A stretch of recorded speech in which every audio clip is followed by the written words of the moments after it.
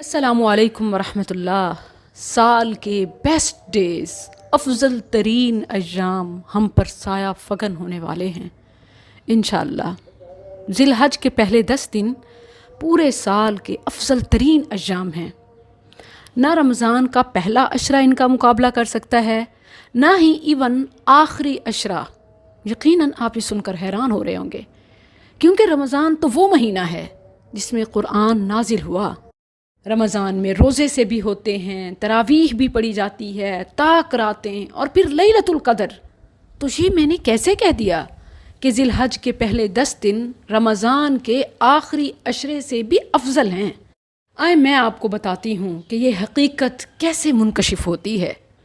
حافظ ابن حجر عسقلانی رحمہ اللہ بیان کرتے ہیں کہ عشرہ ذی الحجہ کی فضیلت پورے سال کے دنوں پر اس لیے بھی زیادہ ہے کیونکہ اسلام کے 5 ارکان ان 9-10 دنوں میں جمع ہو جاتے ہیں۔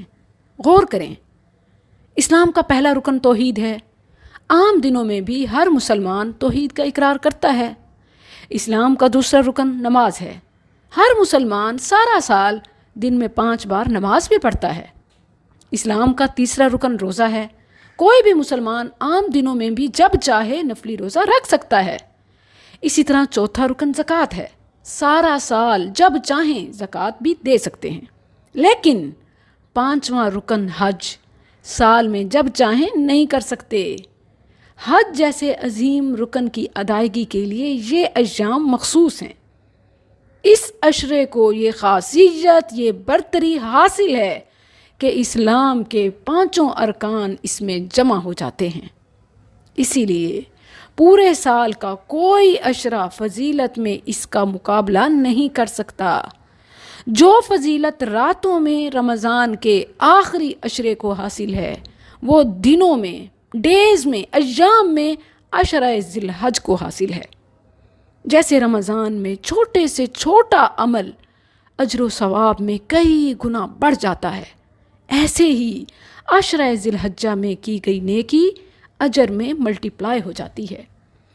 عام دنوں میں 1 کے بدلے 10 نیکیاں لکھی جاتی ہیں۔ عشرہ ذی الحج میں 1 کے بدلے 70 اور 700 گنا یا اس سے بھی زیادہ ہو جاتی ہیں۔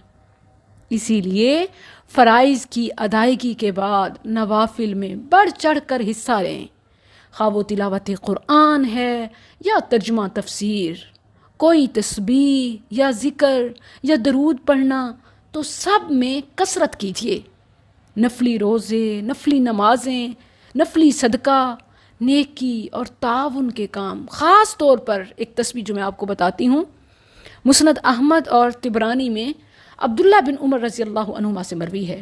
نبی کریم صلی اللہ علیہ وسلم نے فرمایا کہ تم ان دنوں میں کثرت سے تسبیح، تحلیل اور تکبیر کرو، یعنی سبحان اللہ، الحمدللہ، لا الہ الا اللہ، اللہ اکبر۔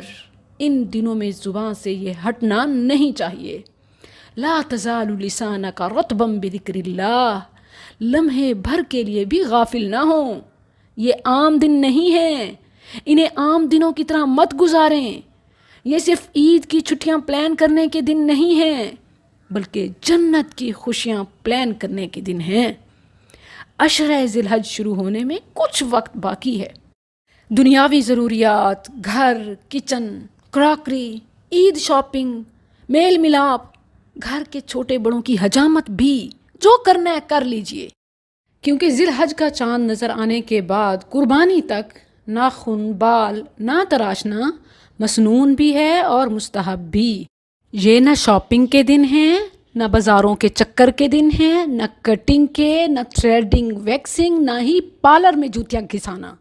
یہ تو ذکر و اذکار کے دن ہیں، یہ تو رب سے محبت دکھانے کے دن ہیں، یہ تو عہد و قرار کے دن ہیں۔ سبحان اللہ والحمد للہ ولا الہ الا اللہ واللہ اکبر۔